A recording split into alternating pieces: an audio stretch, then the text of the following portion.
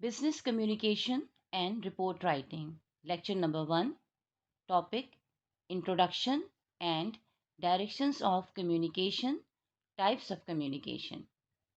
According to the syllabus of Institute of Cost Management and Accountants of Pakistan, ICMAP, and Institute of Chartered Accountants of Pakistan, ICAP, ICAP. बिस्मिल्लाहिर्रहमानिर्रहीम। रब्बी यस्सिर वला तुअस्सिर व रब्बी ताम्मिम bill खैर। Business communication में सबसे पहले जो चीज़ हमारे समझने के लिए है वो ये है कि हम ये जानें कि कम्युनिकेशन है क्या। कम्युनिकेशन का ओरिजिन इस वर्ड का लैटिन वर्ड है। ये लैटिन वर्ड से ये ओरिजिनेट हुआ है और जो लैटिन वर्ड है वो ये है कम्युनिकेयर, विच मीन्स टू शेयर। यानी जब हम कम्युनिकेट करते हैं तो हम कोई चीज़ कोई बात शेयर करते हैं। अब इसकी प्रॉपर डेफिनेशन अगर हम देखना चाहेंगे तो था हमारे लिटरल मीनिंग के वर्ड जो है हमने कहाँ से ड्राइव किया है और इसके उस ज़बान में क्या माने हैं। डेफिनेशन जो इसकी कही जाती है, जो पॉपुलर डेफिनेशन है, वैसे तो आपको बहुत सारी डेफिनेशंस मिलेंगी, लेकिन आपको जिस चीज़ को जानना है वो है पॉपुलर डेफिनेशन। वो क्या है? वो है the process of sharing information between people with in and outside a company. यानी अगर आप बिजनेस कम्युनिकेशन कर रहे हैं तो वो तरीक़ेकार जिससे कि आप इंफॉर्मेशन को शेयर करते हैं किसी दूसरे शख्स के साथ, अपनी कंपनी के अंदर या कंपनी के बाहर, किसी एक शख्स के साथ या एक से ज़्यादा अशख़ास के साथ आप ये काम करते हैं, तो इसको हम कहेंगे कि ये कम्युनिकेशन है या प्रोसेस ऑफ कम्युनिकेशन है। इसकी एक्सप्लेनेशन हम इस तरह भी कर सकते हैं कि effective business communication is how employees and management interact to reach organizational goals. Its purpose is to improve organizational practices and reduce errors. यानी इफेक्टिव बिजनेस कम्युनिकेशन ऐसी बिजनेस कम्युनिकेशन जो कि पुरअसर हो, वो एम्प्लॉयज़ और मैनेजमेंट के दरमियान एक इंटरेक्शन है जिसके ज़रिए कि वो अपना टारगेट, अपना गोल अचीव करना चाहते हैं। और इसका मकसद यही होता है कि ऑर्गेनाइजेशन में जो काम हो रहा है वो बेहतर तरीके से हो और जो कोई भी खराबियां हैं वो कम से कम हो जाएं। अब इसकी एक और डेफिनेशन देख लेते हैं। Webster's dictionary definition. वेबस्टर की डिक्शनरी बहुत मशहूर है, अमूमन हम इसको कंसल्ट करते हैं मीनिंग्स देखने के लिए। तो इसमें जो बात कही गई है वो क्या है? Communication is a process by which information is exchange between individuals through a common system of symbols and science of behaviour. यानी ये बात को मज़ीद आगे बढ़ा रहा है और ये बता रहा है कि एक्सचेंज तो इन्फॉर्मेशन ही होगी एक शख्स से दूसरे शख्स को या एक ग्रुप से दूसरे ग्रुप को, लेकिन ये सिंबल्स के थ्रू भी हो सकता है और ये साइंस के थ्रू भी हो सकता है। यानी आप बात कहकर भी कर सकते हैं। आप कोई सिंबल, जैसे कि आपने देखा होगा कि आजकल हम जब नेट इस्तेमाल कर रहे होते हैं इंटरनेट पे या व्हाट्सएप वगैरह पे, तो इमोजीज हम इस्तेमाल कर रहे होते हैं। कुछ कहने के बजाय कोई मुस्कुराहट वाला डाल दिया, कोई नाराज़गी वाला डाल दिया, इस तरह से हम इमोजीज यूज़ कर रहे होते हैं। या सिंबल्स होते हैं, यानी विक्ट्री हम साइन हम इस्तेमाल करते हैं अपने आप को विक्टोरियस बताने के लिए, तो आपने एक विक्ट्री साइन आपने लगा दिया, बता दिया उसमें। तो ये तमाम चीज़ें जो आप इस्तेमाल करें, बेसिकली आप इंफॉर्मेशन कम्युनिकेट कर रहे हैं। या ऐसा होता है ना, कोई काम बिल्कुल सही बहुत अच्छा होता है तो आप अपने अंगूठे के इशारे से बताते हैं, मुट्ठी बंद करके फिस्ट बना के, और चारों उंगलियों को आप बंद करते हैं और एक अंगूठा ऊपर करके आप बता रहे होते हैं कि ये काम अच्छा हुआ है, और वरना अदरवाइज अगर नहीं होता तो उसको आप डाउन करके बता रहे होते हैं कि सही नहीं हुआ। तो कम्युनिकेशन के लिए, इंफॉर्मेशन को कम्युनिकेट करने के लिए हम सिंबल्स भी इस्तेमाल करते हैं और हम साइंस भी इस्तेमाल करते हैं। अब आ जाइए इस बात पर कि किसी भी इदारे में कितनी तरह की कम्युनिकेशन होती है। तो ब्रॉडली अगर हम देखेंगे तो दो तरह की होती है, एक इंटरनल और एक एक्सटर्नल। अब ये इंटरनल और एक्सटर्नल जो है इसकी भी मज़ीद अक़साम है। यानी इंटरनल जो होती है वो अपवर्ड कम्युनिकेशन भी होती है, डाउनवर्ड कम्युनिकेशन भी होती है, लेटरल कम्युनिकेशन या इसको हॉरिजॉन्टल कम्युनिकेशन भी कहा जाता है, वो भी होती है। और फिर चौथे नंबर पर आ जाइए, एक्सटर्नल कम्युनिकेशन होती है, यानी बाहर की तरफ कम्युनिकेशन हो रही। अब इनको हम डिटेल में देख लेते हैं। ये पिक्चर जो आपके सामने नज़र आ रही है इसे आप गौर से देखिए। किसी भी कंपनी में अमूमी तौर पर जो एम्प्लॉयज़ होते हैं, जो वर्किंग लोग होते हैं, वो इसी तरह होते हैं कि सबसे पहले बोर्ड होता है, बोर्ड ऑफ डायरेक्टर्स होता है, उसके बाद प्रेसिडेंट होता है इदारे का, फिर उसके बाद वीपीज़ होते हैं, वेरी इंपॉर्टेंट पर्सन जिसको आप कह रहे होते हैं, फिर उसके बाद डिपार्टमेंट का हेड होता है, उसके बाद सुपरवाइजर्स होते हैं और उसके पास एम्प्लॉयज़ होते हैं। अगर आपकी इन्फॉर्मेशन बोर्ड ऑफ डायरेक्टर से आ रही है एम्प्लॉयज़ तक, यानी फ्रंट लाइन जिनको हम वर्कर्स कहते हैं, फ्रंट लाइन वर्कर्स तक आ रही हैं, तो इसका मतलब है कि ये डाउनवर्ड कम्युनिकेशन है, ऊपर से नीचे की तरफ आ रही है, जैसा कि आप पिक्चर में देख सकते हैं। और अगर ये एम्प्लॉयज़ से बोर्ड ऑफ डायरेक्टर्स की तरफ जा रही है, तो इसका मतलब ये है कि ये अपवर्ड कम्युनिकेशन है, जैसे कि आप पिक्चर में देख सकते हैं, एरो की मदद से हमने इस बात को वाज़ेह किया है। अब आ जाइए इंटरनल कम्युनिकेशन को वाज़ेह तौर पर देखने के लिए। The communication which happens within the members of an organization can be regarded as internal business communication. सबसे पहली बात तो ये कि इंटरनल कम्युनिकेशन क्या होगी, जो कि एक ऑर्गेनाइजेशन के अंदर उसके अफराद के दरमियान हो रही है, वहाँ पे काम करने वाले लोगों के दरमियान हो रही है, वो इंटरनल है या अंदरूनी कम्युनिकेशन है। Whenever various departments convey the information to the employees of the organization, it comes under internal communication.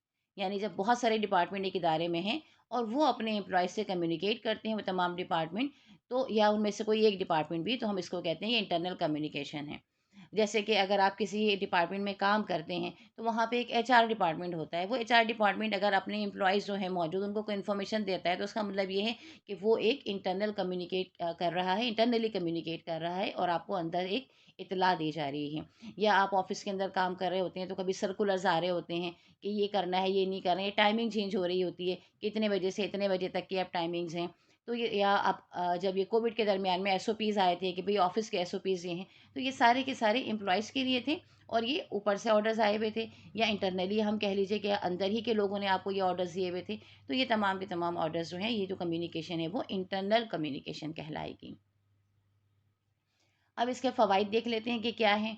सबसे पहला फ़ायदा तो ये है कि it is vital to have effective internal communication as it increases productivity and satisfaction level.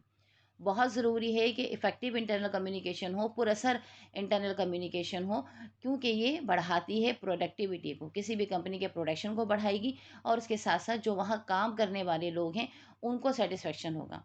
यानी आप देखते हैं ना कि बहुत सारी जगहों पे ये कहा जाता है कि हमारी तो बात ही नहीं सुनी जा रही, हमसे तो कोई बात ही नहीं कर रहा। तो ये वाला जो पॉइंट होता है, ये डिप्रेशन वाला पॉइंट जो है, ये निकल जाएगा अगर इंटरनल कम्युनिकेशन होगी, आपस में एक-दूसरे से बात होगी, तो आप अपनी बात उनसे कह सकेंगे, वो आपकी अपनी बात आपसे कह सकेंगे। तो आपको एक इत्मीनान होगा कि हमारी सुनी जा रही है। अब इंटरनल कम्युनिकेशन क्या है? The process in which employees directly communicate with upper management to provide feedback, share ideas and raise concerns regarding their day to day work.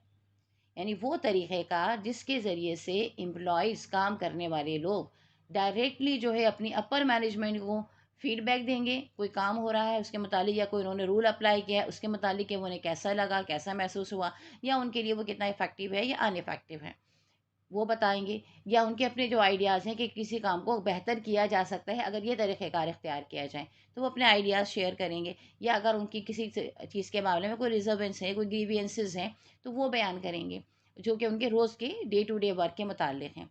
तो इस तरह से ये कम्युनिकेशन जो है वो उनकी नीचे के जो एम्प्लॉइज़ हैं, जो फ्रंट लाइन वर्कर्स हैं, उनकी कम्युनिकेशन ऊपर की तरफ तक जाएगी और वो अपने एम्प्लॉइज़ से, अपने बॉसेस से जो है वो बात कर सकेंगे। एम्प्लॉइज़ जो हैं वो बॉसेस से बात कर सकेंगे। सेकंड क्या है? The flow of information from front line employees to managers, supervisor and directors. यानी इंफॉर्मेशन जा रही है फ्रंट लाइन, यानी सबसे नीचे, सबसे पहले जो काम करने वाले लोग हैं, वर्कर्स, उनके पास। यानी फैक्ट्री समझ लीजिए, एक तसव्वुर कीजिए, एक फैक्ट्री के अंदर जो फैक्ट्री में वर्कर काम कर रहे हैं, वो वर्कर फ्रंट लाइन वर्कर्स हैं। उनसे वो अपने सुपरवाइज़र से बात करेंगे, सुपरवाइज़र आगे ऊपर डायरेक्टर से बात करेगा। डा आगे तक बात जो है वो पहुँचेगी।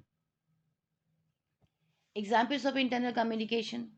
Number one, company meeting. जो कंपनी की मीटिंग होती है जिसमें एम्प्लॉयज़ को बुलाया जाता है, सुपरवाइजर्स को बुलाया जाता है, डायरेक्टर्स को बुलाया जाता है, वहाँ बैठ के लोग एक दूसरे से बात कर रहे होते हैं, मीटिंग कर रहे होते हैं, तो ये आपकी इंटरनल कम्युनिकेशन है।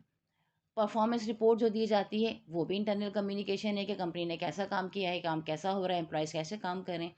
एम्प्लॉयज़ सेटिस्फेक्शन सर्वेज़, ये बहुत सारे सर्वेज़ अच्छी कंपनीज़ जो है करवाती हैं कि जो हमारे यहाँ एम्प्लॉयज़ काम कर रहे हैं, उन्हें कोई तकलीफ़ तो नहीं है, कोई परेशानी तो नहीं है। वो उसूल जो हमने अपने बनाए हुए हैं कंपनी के, क्या ये इनके लिए फ़ायदेमंद है और इनके लिए तसल्ली बख्श हैं या नहीं हैं। और अगर ऐसा नहीं है तो फिर एक दूसरी चीज़ है, वो है सजेशन बॉक्स। बहुत सारी जगहों पे आपने लगे हुए देखे होंगे, सजेशन बॉक्स लगे होते हैं कि अगर आप समझते हैं कि इसको इम्प्रूव किया जा सकता है इस तरीक़ेकार को पर अमल करते हुए, तो आप वो तरीक़ेकार सजेशन बॉक्स में लिख कर डाल दीजिए। फ़ोकस ग्रुप, यानी आपने कुछ लोगों को एक ग्रुप बनाया, 4-5 लोगों का एक ग्रुप बनाया और फिर उनसे अपने इंटरव्यूज़ लिए, उनसे उनकी बात पूछी कि वो क्या करना चाहते हैं, क्या उस उनको किस तरह की आसानियाँ चाहिए या वो किस तरह की तब्दीलियाँ चाहते हैं, तो ये फ़ोकस ग्रुप कहलाता है। एडवांटेजेस इसके यही हैं, आप फीडबैक दे सकते हैं, म्यूचुअल ट्रस्ट आपका डेवलप होगा, एम्प्लॉयज़ का अपने बॉसेस पर जो है वो ट्रस्ट डेवलप होगा, उन्हें लगेगा कि हाँ, हमारी बात सुनी जा रही है, हमारा ख्याल किया जा रहा है, हमारी केयर की जा रही है। इंट्रोडक्शन ऑफ न्यू पॉलिसीज़, नई जो पॉलिसीज़ हैं, आप वो बयान कर सकते हैं, वो बता सकते हैं अपने एम्प्लॉयज़ को। अब आ जाइए इंटरनल डाउनवर्ड कम्युनिकेशन, यानी the flow of information and messages from a higher level inside an organisation to a lower one. पहले हम वर्कर से इंफॉर्मेशन को ऊपर पहुंचा रहे थे बॉसेस की तरफ, अब बॉस की तरफ से हमारे पास जो है वो इंफॉर्मेशन आ रही है, तो इसको हम कहेंगे downward communication. Internal downward communication की जो मिसालें हैं, एग्जाम्पल्स हैं, वो जो क्रूशियल आपकी इन्फॉर्मेशन होती है, इंपॉर्टेंट इन्फॉर्मेशन होती है, वो आपको पहुंचाई जाती हैं। प्रोवाइडिंग इंस्ट्रक्शंस, जो हिदायत दी जाती हैं। टू मोटिवेट स्टाफ, उसका मकसद ये होता है कि स्टाफ को मोटिवेट किया जाए, काम की तरफ लगन उनकी बढ़े, वो और मज़ीद अच्छी तरीके से काम करें। सेंडिंग मेल्स, कभी कभार ख़तों किताबत की जाती है। क्रिएटिंग पॉलिसी चेंजेस, पॉलिसी में कोई चेंज वगैरह आ रही है तो वो बताया जाता है। इंटरनल डाउनवर्ड कम्युनिकेशन के फ़वाइद क्या हैं? Number 1, motivate employees and make them more efficient. Employees को मोटिवेट करती है, काम करने की तरफ राग़िब करती है और उन्हें ज़्यादा एफिशिएंट बनाती है, ज़्यादा इफ़ेक्टिव बनाती है, वो ज़्यादा ज़ौक़ और शौक़ से काम करते हैं।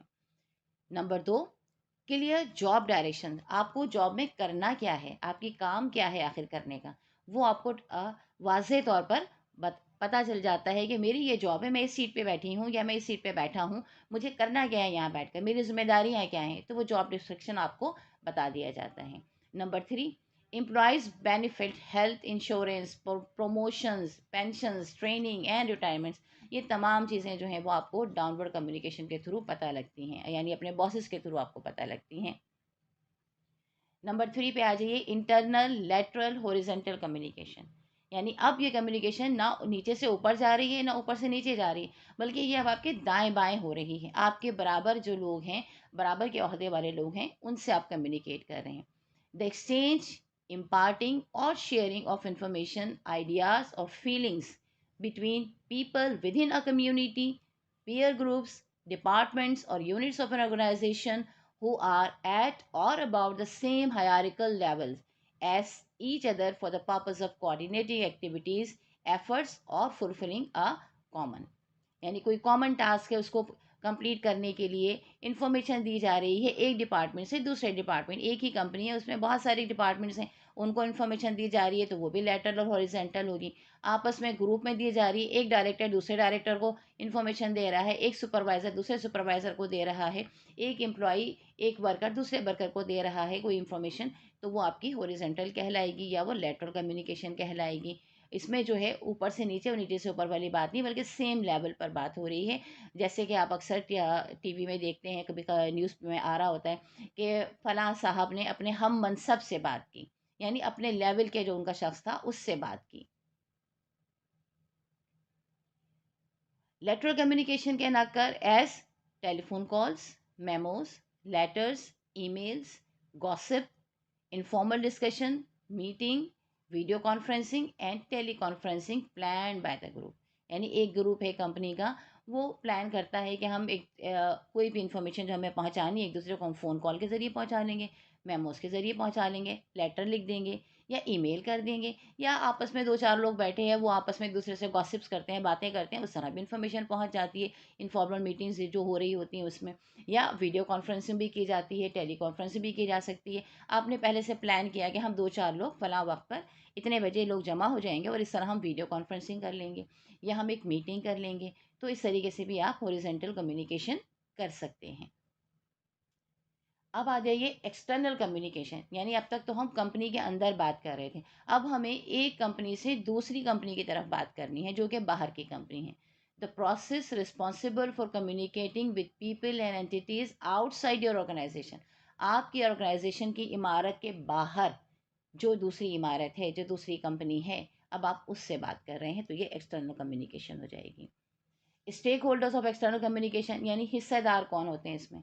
तो इसमें हिस्सेदार कौन होते हैं? These include customers, business, suppliers, partners, investors, government agencies, law enforcement and others.